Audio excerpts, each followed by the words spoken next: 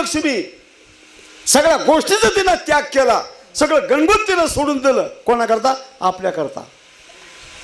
पुन्हा फिरून मारायला तोंड पाहत नाही. गेले 2 दिवस तर बाई त्याची खायची फजिता होईल, मी चालले बाई. एवढा जीव आपल्याकरता त्यात तोडता. खरी आपल्या घरची लक्ष्मी ती आहे. मग लक्ष्मीपूजनच्या दिवशी तुम्ही लक्ष्मीपूजन करताना करता का नाही? मग लक्ष्मी इतकी रिकामी आहे का तिच्या नवऱ्याला सोडून आपल्या घरात रातभर येऊन बसायला? हा, घंटाभर आपली बायको जर कुठे इकडे तिकडे गेली तर माणूस पागल होत आहे. जेव्हा इतका रिकामा का तिची बायको आपल्या घरात पाठवाला.